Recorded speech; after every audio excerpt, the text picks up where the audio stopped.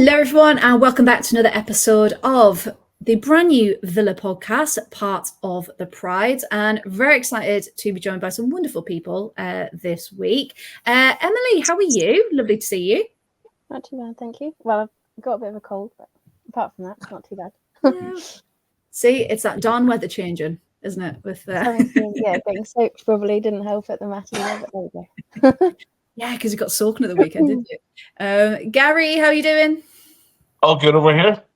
How are you? Yeah, not too bad, thank you. Happy to be back. Kate and Ian, how are you doing? Tickety-boo, thank you. Yeah, good, thanks. Yeah. Perfect. And Sophie, first time on this podcast in particular. We've obviously, of course, done other podcasts before. How are you? Thanks for joining us. Good, thank you. Good, perfect, thank you. Right, well, this evening we are going to be talking all things pre-season. We're going to be looking ahead to Chelsea on Friday, our opening match of the WSL season, and of course, talking about the transfer window as well, because some things happened that we definitely weren't expecting, were we? So let's start with pre-season then. We are officially unbeaten in pre-season. Now, that's something we're not used to saying. So we're going to start off with one of the ones that was ticketed, which was the game at Walton Hall Park against Everton. So, Emily, I'm going to come to you for this one first, because I know you were there. How did it feel watching the team? Because I know against Charlton, we were still maybe trying out a few things. But yeah, what were you impressed by in that match? Talk us through. I think first half, I think overall I was impressed by how we played again. I think first half it was a little bit,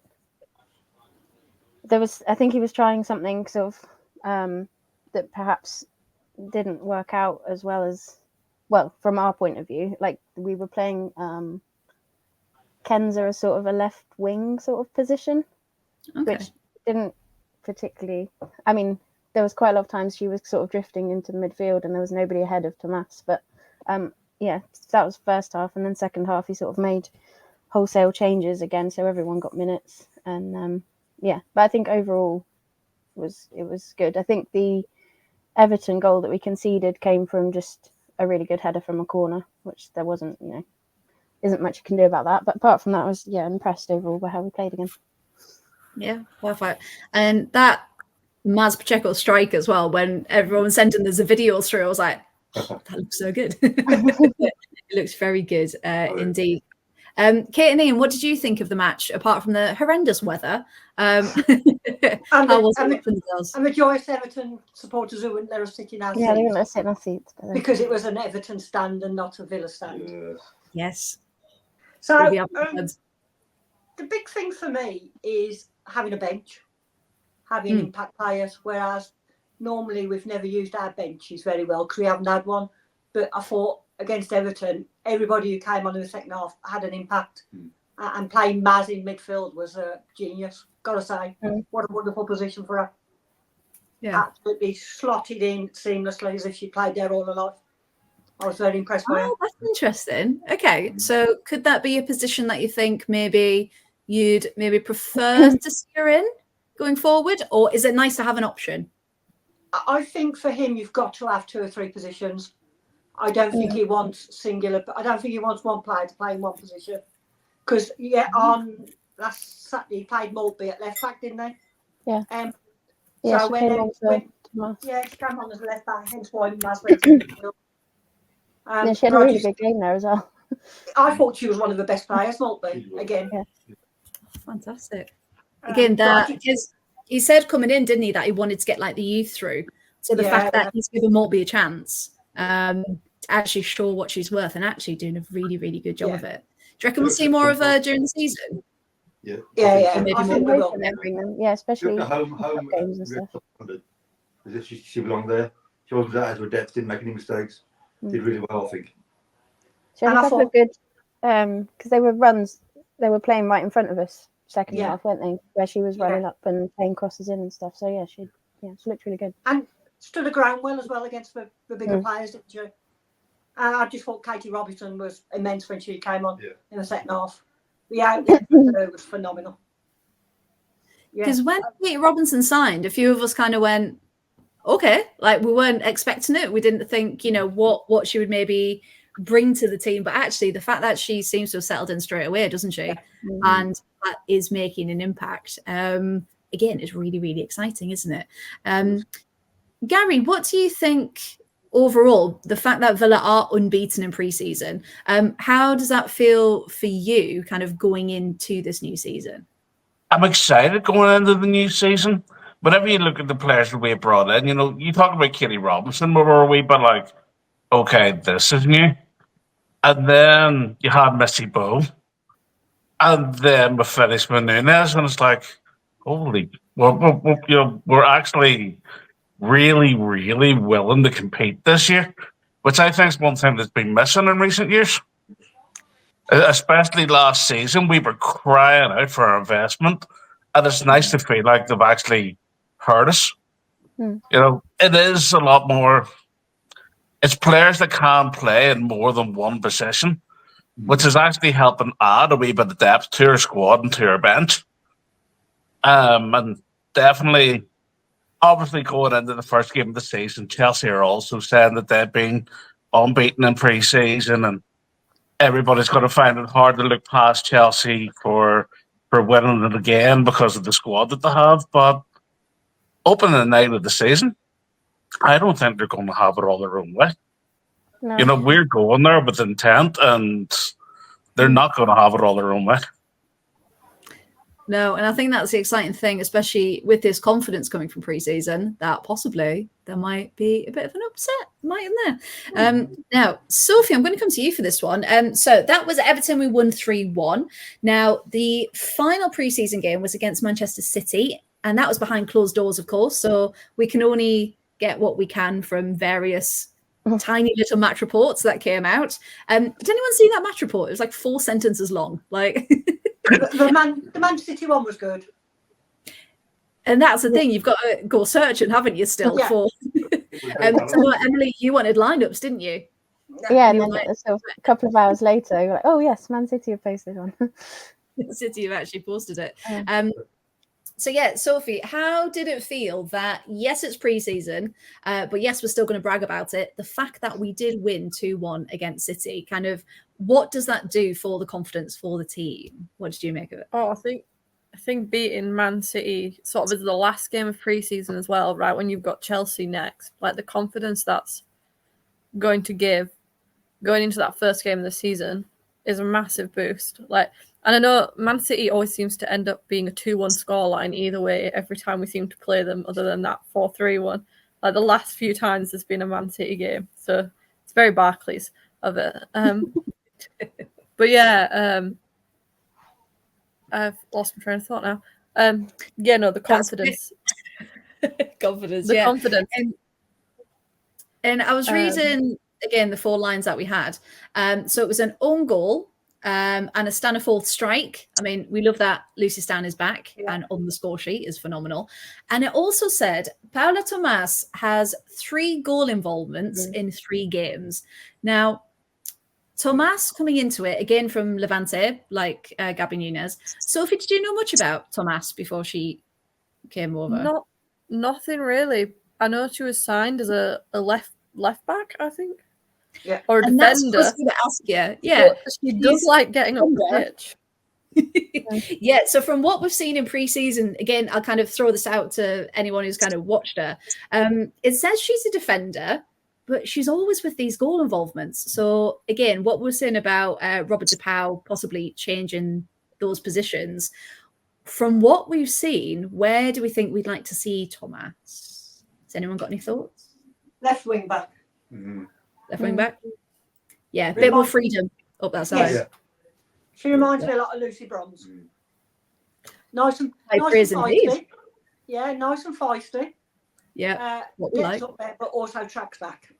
I'm very impressed by her. The tackling is very precise and aggressive. Doesn't give any free kicks away, which is quite handy on a as a wing back. Very good defensively and attacking as well. I've been very impressed with it. Really have. And that's the thing, like with these signings coming in, there was a couple of names that we all went, oh, we don't know much about them. Let's go and do some research. And the fact that he's bringing in names that maybe are a bit under the radar as well. Yeah. but the quality is definitely there. Yeah, absolutely. I think as well, bringing in players that other teams aren't as familiar with could be really good. Yeah. We saw that with Rachel Daly in her first season. A lot of teams didn't really know how to deal with her. And then they got better last season and sort of nullified her a bit more. But that first season, she just was having the time of her life. Like, yeah, absolutely. A bit like Kira Walsh, really, when she was understated before teams found her out, and it was brilliant. Yeah, absolutely. The fact that, again, just excited talking about it, like there's quality, there's depth. We have players that, you know, for the most part aren't injured, which is fantastic. And in that City game as well, Bunny Shaw came off the bench to get one back. Of course she did. Phenomenal goal scorer that she is. But to be fair, again, rounding off pre-season unbeaten is just phenomenal going into this weekend. So let's talk about it then. It's a nice little segue. Now, we are recording this on Sunday the 15th. We are travelling away for the first game of the season to Kingsmeadow to face 7 times champions Chelsea. Yay! Now, Gary, you mentioned it briefly before when we spoke about it, but Chelsea don't usually have the best start to seasons, do we? So do you think Pauw's going to take this maybe as like a free shot and just go for it? Because odds aren't on Villa's side, are they? So, Gary, what do you think for this coming week? Based on what I've seen during pre-season, he's not afraid to make decisions. You know, if he has to hook somebody, he will hook them. And some of the attacking options that we now have, you know, last season we're talking about Daly was nullified. Because largely most of last season, Daly was who everybody was looking at as being our main attack. Until, of course, Hansen and Leon started proving them wrong, and they were chipping in with their goals as well. Yeah. But now this season, you're going to be looking at our attack, and you're not going to know which one to follow. You know, they're all going to create chances, and as good as Chelsea defence is, I do think that Robert's going to go for it. I don't think he'll hold back. Everything that's happened during pre-season, he has sort of tried to play an attacking style of football. It's very much we're going to score more than you, rather than how strong the defence was. Although the defence did get better. You know, the game against Charlton, there was a couple of weeks silly mistakes, but the defence did get better. But the attack stayed just as good.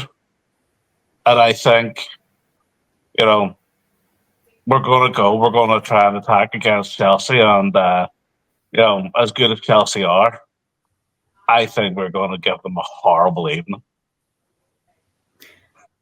I can't wait. It's going to be great. I would love to be there, but unfortunately, a coach leaving at 1:30 in the afternoon, I just can't quite make it. No, it's a long one, isn't it? Yeah. Going into it. Kate, Ian, what do you think about Friday? How much of a test is it going to be, or how can we see it going into it? I think it will be a test, but I also think he'll have a plan A, a plan B, a plan C, and a plan D. Oh yeah. And just keep going, yeah. Yeah, and I just think he's got so many ideas and plans that it's not going to be as straightforward as I think. And I've also got great faith in our goalkeepers now. Yeah. Oh Sabs was immense against Everton, where because she was obviously our end the first half. She didn't show up, did she? No, she was bad. Constantly, wasn't she, at the defence, telling them what she wants, where she wants them, which probably haven't had, have we, for a bit. I was going to say that's exactly what we've been asking for, isn't it? Yeah. Someone that's that control at the back, making sure, you know, if there is a slip up, right, you're not doing it again. Yeah, she's got confidence. Oh yeah. Absolute confidence. And I'd be interested to know what's wrong with Anna Leet, because obviously she's not been on any of the squads.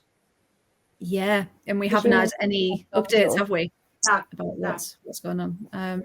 So yeah, it usually does take them a while to tell us any information about the squads.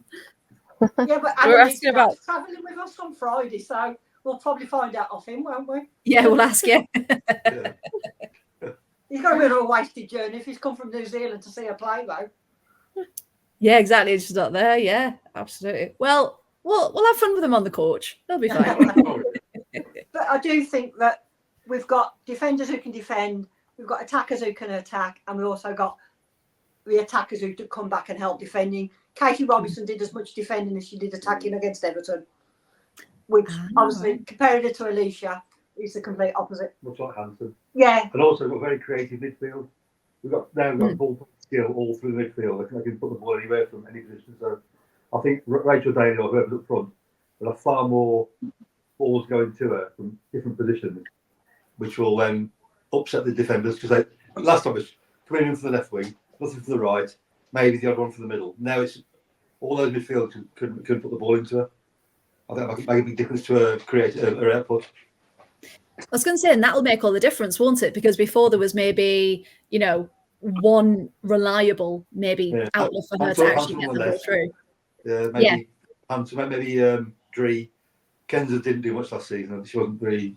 I don't think her head was in it properly, but now we seem to have every midfielder can do their job well. So yeah. That's the other thing. Like, now we've actually got some depth in midfield. It's like towards the end of last season we had nobody left. Basically, they had to play every game. So now that we've actually got options, like you said before, if someone's not filling the role that he wants them to, he's got options to switch it up and see what someone else can do. There is that. We've been talking about how strong the defence and attack was, but I don't know that anybody thought, like, Mary Taylor against Charlton was immense. That's absolutely the best game I've seen her play at a Villa kit. And then nothing Lucy Parker and Lucy Stanleyford, and we're completely forgetting they're in midfield. It's completely packed with talent too. Yeah, it's exciting. Yeah, absolutely, it's really exciting. Yeah, and I think because of the talent, like, I think some teams will underestimate again this season and just think, they're the same as last season. We won't put too much in it, maybe. But yeah, Kate, what were we going to say? Sorry. I've forgotten. No, carry on. It'll come back to me in a minute. It's all days, mate. Apologies. That's so good. Emily, what are you thinking or feeling ahead of Friday as the season? Actually, no, I'll rephrase that question. Are you happy that Chelsea's first, or would you have preferred someone else? I don't know. I'm kind of happy that Chelsea's first, I suppose, because like you said, it's completely unknown from both sides. They've got a new manager. They've got a new whole squad. Whereas if we were playing them fourth, and Chelsea had won their first 3 games 6-0 already, you'd go into that match maybe thinking, oh shit, we've got to sit back and defend. Sorry. Whereas going into this match, I think we can just go for it and see what happens. There's no expectations. There's no sort of preconceived, this is going to be difficult. Put them on the back foot and see how they deal with it. That's what I think. Yeah, it'd be the perfect start, wouldn't it? Bang a few goals in first 10 minutes and then watch them and try and get back into it. Yeah, absolutely. I think as well as Chelsea's go for it. Yeah, Chelsea's kind of a bit of a sort of almost a free hit. Like, no one's going to expect us to win. So, like, however we do is kind of like, no one's going to be like, oh, Villa really, like, unless we absolutely, like, ship, like, 12 goals, which I don't think is going to happen. Like, I think, if we get a draw, that'll still be a positive result, I think. Like, and if we can put the burners on them and keep going, then, if we get something from it, that's great. But if we lose it, it's not going to be the worst game to lose, if that makes sense. Yeah, because I think going into a season, probably look at Chelsea and probably like Arsenal, maybe Man City, as games that you could potentially drop points on. So if you do, that's how it is. Yeah, and that's the thing. And if we then get a surprise draw, it's a win-win with that situation. Yeah, no. But again, like I said, think the whole atmosphere at the club is different, though. Feels like it, doesn't it? There's none of this. There's no arguing on the pitch. It's all positive. Everybody's encouraging everybody. I just think the whole setup is completely different, and I think we're just going in the right direction for once. Yeah, it feels like they're finally going, okay, this could be a viable business, the women's side.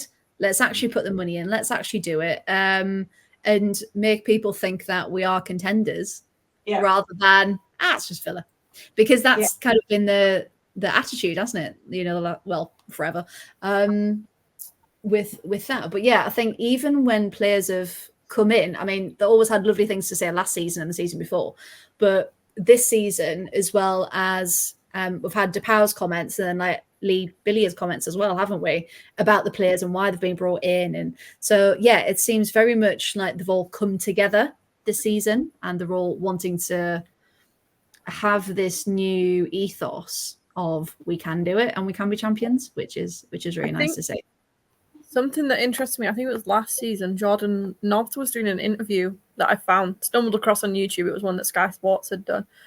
But she said, like, when she arrived, she was actually surprised by how good Villa's facilities were. Like, she wasn't expecting them to be as good as they were when she was coming from Arsenal.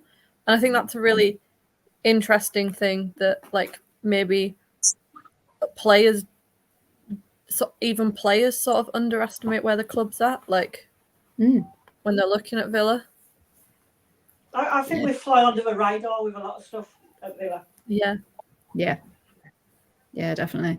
And hopefully with the move to Villa Park now, and embracing that whole one club mentality, that hopefully, you know, it will be a challenge to come to Villa Park. Because last season, did we win at home at all? We won one game. We beat Brighton at Bescott, but I think that might have been 1-0 on a Friday night. Yeah. That was it. Yeah. It was. I don't think we won at Villa Park, did we? No, I don't think we won at Villa Park.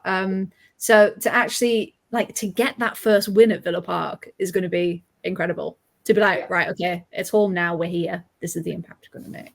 Yeah, absolutely. Any more final thoughts against Chelsea on Friday? I was going to say, positive.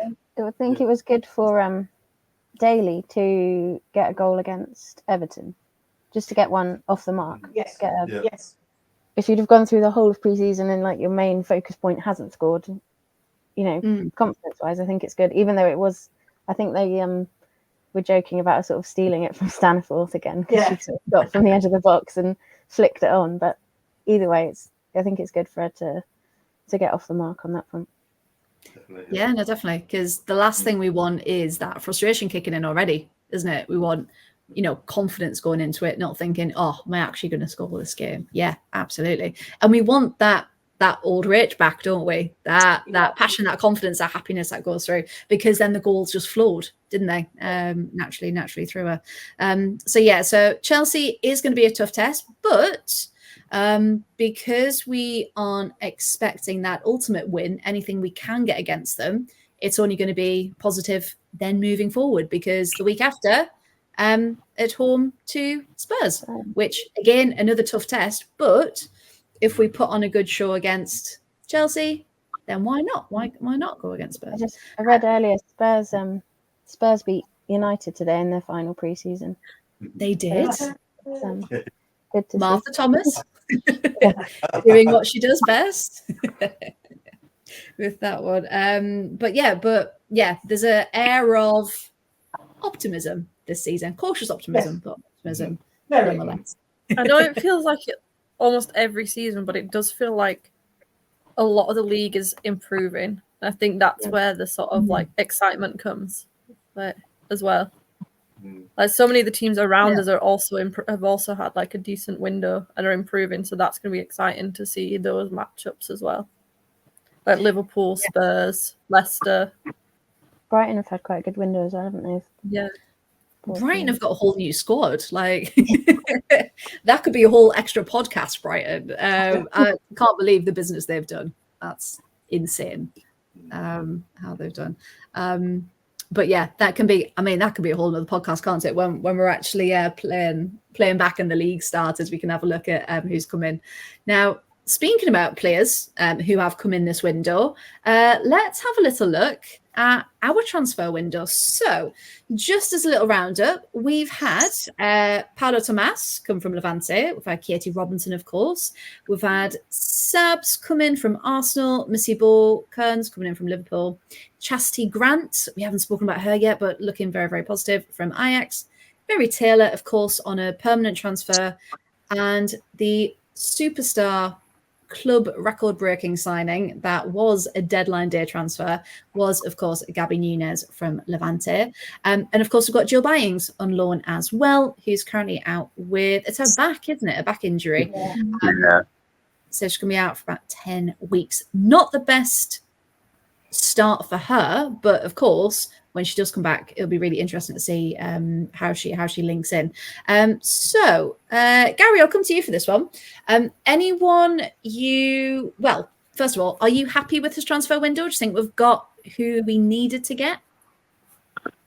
I've seen a lot of people still talk about that we needed to strengthen the defence.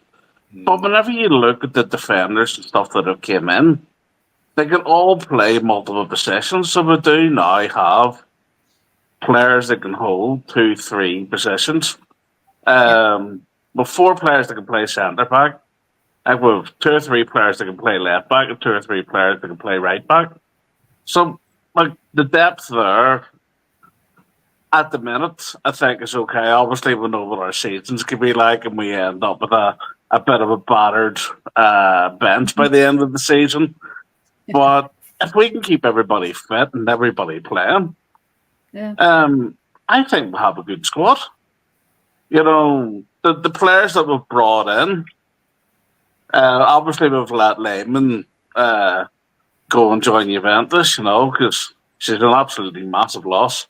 No, to be fair, she had her day in the Philly kit, but it's nice to see that Katie Robinson sort of came in, taking up that mantle, and does so much more. Yeah. Oh, yeah. You know, she can be the player, but she will track back. She will defend. You know, we're seeing the same with the other players that were brought in. Like Leon, okay, we know we brought her in last season, but she's another player that's not afraid to track back and fight for the team. Hansen, you know, her red cards last season alone, fighting for the ball, sort of says that she's up for a scrap. I just think we'll have a lot of players there that are going to be willing to fight for the shirt, fight for each other, and you know, I think the togetherness, you know, like they said there in their last post after the pre-season, where they just said together, and I think that's it. They're all together. They're willing to fight for the same shirt, and it will be interesting to see how obviously Nunes comes in, because early days there's clearly going to be a bit of a language barrier there. I'd say the Spanish-speaking players may be able to communicate with her better, but as a whole, that's the only stumbling block that I see is communication with obviously our new striker, especially with her not being there all the pre-season, only just coming in on the last day of the transfer window. But I think once she's up and running as well, that's just another scary element to our attack. You know, as much as everybody says Daly, Leon, so on, that's going to be another one. And she looks like she's fantastic in the air. The way Katie Robinson and so on can cross the ball into the box, it's just another danger for us. Like, Daly's always been good in the air, but whenever everybody's marking Daly and you can't get the ball near, now all of a sudden we have 2 centre forwards that could be in that box and they're both good in the air, and they're all going to go, shit, who's marking who? You know, like, oh no, there's another one, because very rarely do you have teams that have enough defenders that are even good in the air that could maybe cope with that level of attack, you know. So I think we've brought in the right players. I think Robert's known what he was doing. And it will be an interesting season, you know, especially as we hit the ground running, hopefully, the way we have in pre-season. And then just try and integrate Nunes with obviously the language barrier and everything else, because it's going to be exciting to watch. Definitely feeling quietly confident with the squad. Yeah. No, absolutely. And with the players that we've got, it feels like every time Pauw's brought someone in, he said, I've been watching them for a while. So it's not as if he's like panicked and bought someone that he thinks might be good. He's known the qualities he's looking out for, and he's been able to sell his case to Villa to be like, right, I need the money to bring them in because we need it. Now, talking about Gabi Nunes, just wanted to throw some stats at you from the article I did the other day. Thanks again to Sam, who goes by Statorino on Twitter. I was like, have you got any good stats about Gabi Nunes? He was like, yeah, here you go. So during last season at Levante, she had 23 starts in 28 appearances, put her name on the score sheet an impressive 11 times, and contributed to 4 assists as well, which means she was scoring every 177 minutes, which is about 1 goal every 2 games. So very consistent with that one. And that's what Villa need, don't we? We need that constant, consistent striking threat. Now, her XG, so lots of stats people talk about XG, and I know, Sophie, you love your stats as well. Now, in Liga F, in the 2 seasons that she was there, she overachieved her expected goals by 40%. So for every 10 goals she was expected to score, she scored 14. So she was constantly ahead of where she should have been. And even more impressively, if you took out the top 3 teams, she finished 4th in goals scored and 4th for most goal involvements as well. So someone who is definitely in and amongst the top players in the league, outside of your top 3 as you were. And that could quite nicely lead her into where Villa are really. So outside the top 3, but needing that consistency. So Sophie, coming back to those stats sound good to you that we've got her in the team? Yeah, definitely. Yeah, to be fair, Daly did the same as well with the first season she was here, exceeding her goals. So if we've got 2 players that can exceed their like expected goals, especially like that's another thing to add to their like another string to the bow, as it were. Yeah, absolutely. Emily, have there been any players that we haven't mentioned in much detail today that have impressed you in pre-season, or who you're excited to see more of? I'm excited to see Lucy Parker back again, because we missed her obviously for a big chunk of last season. So now she's fit again. I mean, she came back very briefly at the end, but now she's fit again. I'm excited to see. I was just looking at the last 2 pre-season games, Everton and Man City. He started the same 8 out of 11 of the same players in both of those games. So I'm curious to see if how we line up against Chelsea and if that's similar in any way. But yeah, I'm excited to see Lucy Parker back in. Whether I like her playing in central defence. I think Ian, you like her in midfield maybe. But... yeah, but if Maz can play that position, then I think she's she's then available for that central defence. So yeah, it's but like I was saying, somebody to change the ability. She can play anywhere, and people can mix and match where they need to. So yeah. Yeah, that sounds good. Kate and Ian, is there anyone you're looking forward to? Kate, for me, it's for backroom staff as well. I just think he's recruited very well backroom wise. With Sean Gota, I think he's a fantastic signing for us. I wasn't expecting that at all. No, not when he's got quite a comfortable job at City. Yeah. Exactly. Yeah. Yeah, to be able, I'm a goalkeeping coach as well. I just think we've narrowed down all our frailties and brought in coaches to resolve those issues. So we've had a fantastic transfer window. I just think our backroom staff have been recruited very well as well. Well, I think Robert himself is a massive bonus. He just seems to know what he's doing. He just seems so competent, and he's got a plan, and I'm just fully behind him at the moment.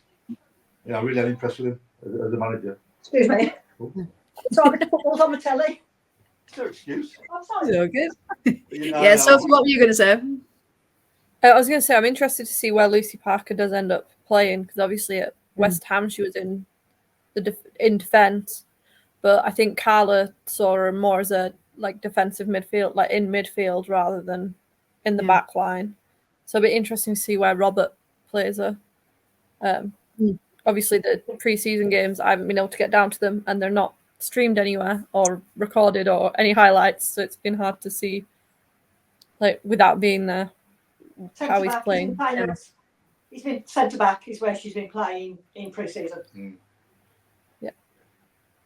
Yeah, and it's hard to gauge, like you said, if you haven't been able to get there for 2 ticketed games out of the whole preseason, and the sparse coverage, shall we say? But we do have to say the social media is getting better. It's getting the communication is getting better. Oh, yeah. We just want more, really, don't we? We're just quite like being naughty We're just and greedy, aren't we?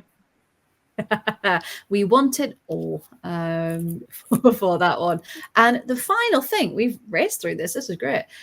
Now the Guardian put out an article about predictions for where teams are going to finish this season, and it was Sophie Downey from Girls on the Ball. Now it said they aren't necessarily Sophie's predictions, but they're from the team of sports writers, and it's like a general where people are going to finish.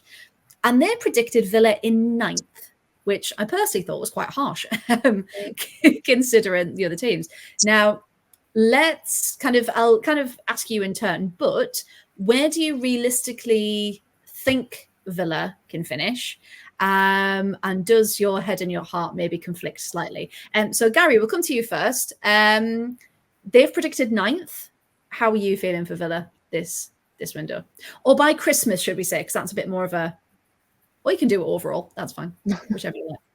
Well, looking at the way we've been in pre-season, as I said, like I'm quietly confident, but at the same time, can't really be too confident because of the way other teams have added to their squads as well. You know, There has been a lot of changes, like Chelsea's squad, and they've been bringing in Bronze and stuff like that as well. Their defense is going to be tight with Brighton, Bronze, and everything else going on there. It's just like Chelsea are hard to look past. But genuinely, I think we could be competing for the top 4. I do think 9th is a bit harsh, but I think we have enough in the squad and on the pitch. I think we have enough to push for the top 4. Okay, Gary's got high aspirations. Confident, perhaps, but you have to have faith in the Guards. Oh yeah, you've got to get behind them. Yeah, perfect. Emily, what are you thinking for this season? I mean, I would love for us to be chasing top 4, like Gary said. I think if we end up 5th or 6th, that will be a good result overall. I think I'm not sure how the fixtures line up for everyone else, but I think if we're in a better place at Christmas than we were last Christmas, then that's a win. Because last Christmas we'd hardly won. I do think the 9th, I don't understand where that's come from. If you look at, we've only strengthened our squad and we finished 7th last year, so I don't understand where 9th has come from really. But okay. Yeah, I don't see there being that much of a dip in the quality. Yeah, Sophie, we'll come to you next. What are you thinking? Yeah, I mean, very similar to, I suppose, Emily and Gary. Like, I'd like us to be chasing top 4, and I think it is interesting what other teams are doing. Like, I think it'll sort of, like Gary mentioned, like it's hard to gauge how other teams have strengthened or maybe not strengthened like over this window. But I think top 5, 5th or 6th would be good, but definitely we want to be either the same or better than last year. And I think even making more of a competition between us and like the top 4 as well, and not being, I don't want to say walkover, that sounds quite harsh, but like at least going out to compete and not getting absolutely hammered like we did last time against Chelsea. But we won't talk about that. That was last season. And finally, Kate and Ian, what do you predict for Villa this season? 5th or 6th, I'll be happy with. 6th. Yeah. I just think it's a lot of this season's about developing the squad, a bit of consolidation, and let's not raise our expectations too high. Probably a good 5th or 6th will be a solid performance for us. Yeah, and that'll show that it wasn't a fluke 2 seasons ago. Like we can be 5th, we can do it, and that's where the quality of the team is. Perfect. Right? Has anyone got? Yeah, go on.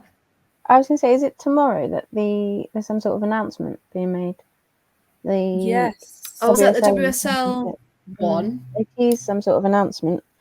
It's 2 up, 2 down, isn't it? I think that's probably what it's going to be. Yeah, just to make it more competitive. Ooh. I think it's interesting if they're announcing it after the season started for the championship. Yeah, I found that weird. That seems a bit harsh. Like, I suppose it's less harsh on them because like 2 up, like it's not 2 going. Yeah, it's not changing their relegation. They're not finding out halfway through that they're an extra person's getting relegated. Yeah, I mean, the Sunderland half of me isn't holding out much hope. However, it's only been 2 games in. If anyone saw, they got battered 3-0 again. Yeah. But yeah, so I think it'll be, unless, would they do it for this season or would they do it for next season? I think it'll be, because that'd be quite harsh doing it for this season, wouldn't it? Yeah.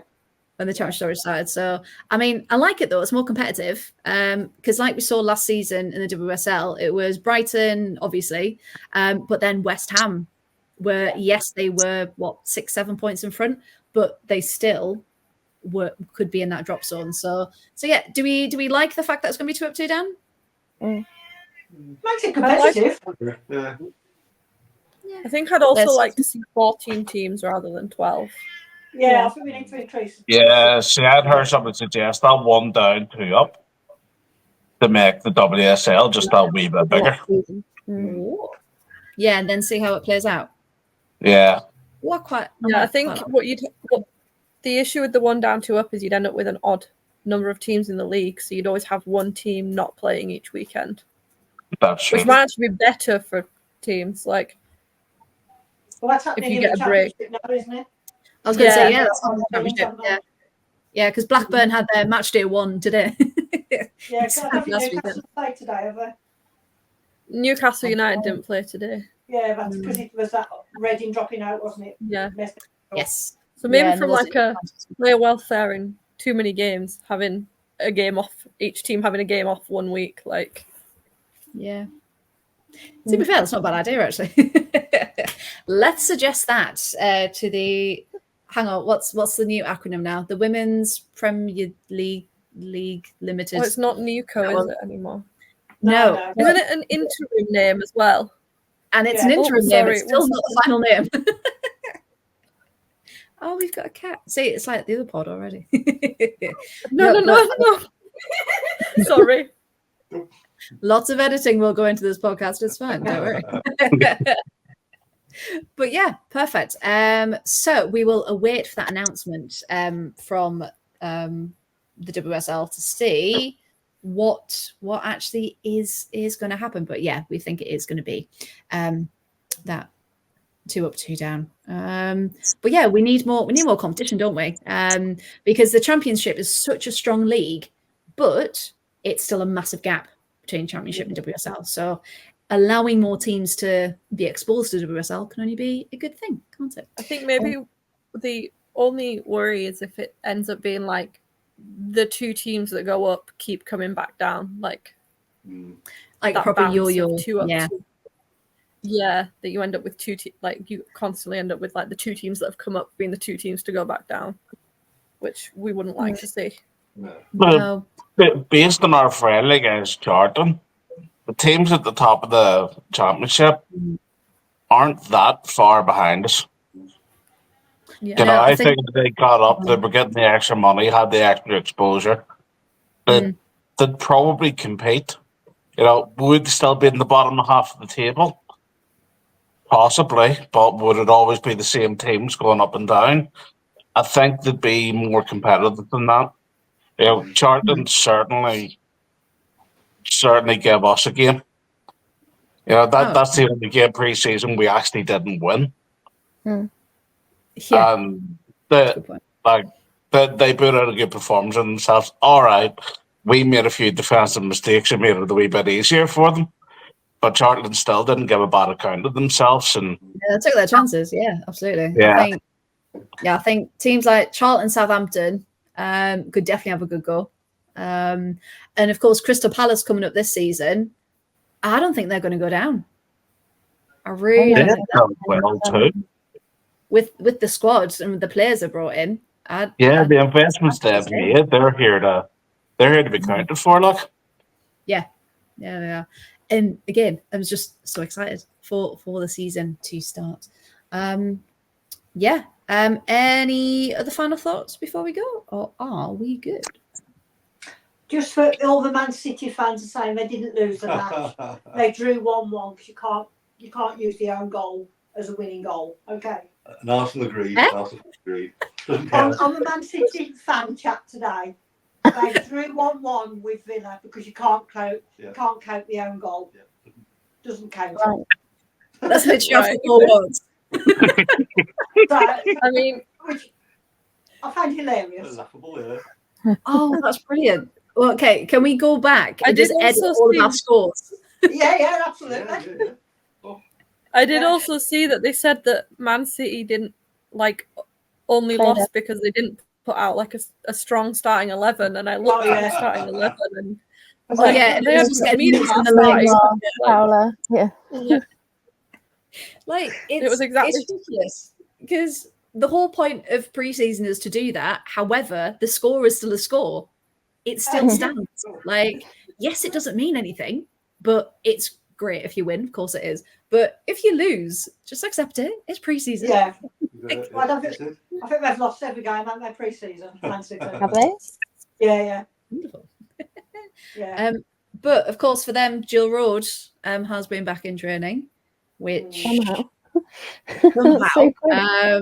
ahead of schedule. But yeah, because obviously all ACL tears are different, aren't they? So the fact that she's back, I mean, I hope they don't rush her back because she's going to be phenomenal for them. But yeah, if she just takes it easy, that'd be nice. Yeah.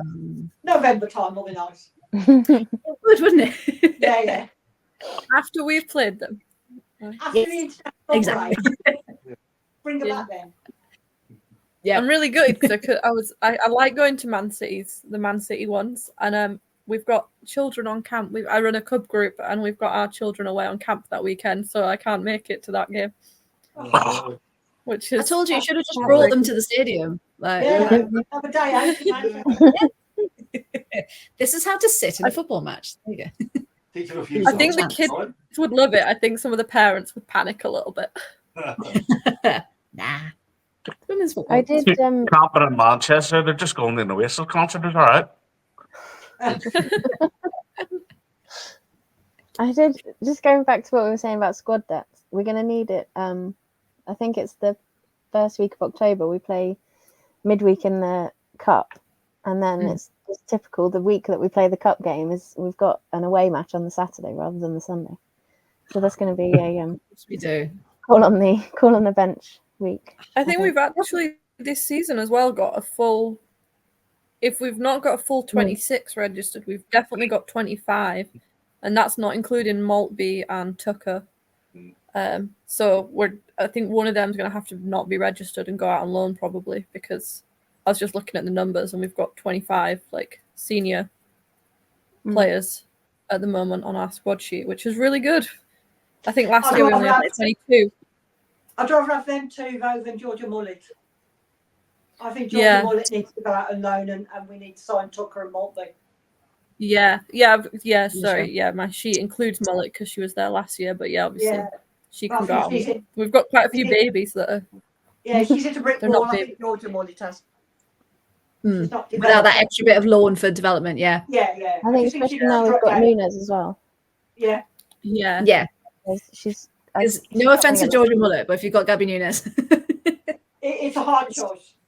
It is. It's a very hard choice. But that's again, exciting you as just well that want we've got 10 minutes. youngsters to choose from as well. I know. It's great. It's one just of the big things. Sorry. options. No, go for Well, it. the big thing I took from Everton was we had the first half. Basically, the whole outfield changed in the second half, and we didn't lose anything. We actually gained when they came on, and there was just it was seamless. There was no sort of confusion or chaos or dropping off in play. So that's for me. That means we can play a cup match and a league match, and still keep most of the players fresh for each match. Yeah, we've actually got two. Yeah, that's fine. Sort of starting 11. Good now that we've got. Yeah, we can play. We can sort of 3 or 4 players on the bench, and the rest can be the difference, and just change it around like that. And we've still got the players that can play 2 games a week without worrying about their quality. Sounds so good, doesn't it? It's going to be a good season. Yeah, absolutely.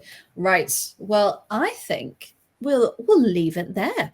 But thank you so much all for joining me this evening. It's been a fantastic second episode of the brand new podcast. And thank you to everyone for listening, for watching, and we will be back very, very soon. So thank you, good evening, and goodbye. Thank you. Bye-bye. See you folks. Bye.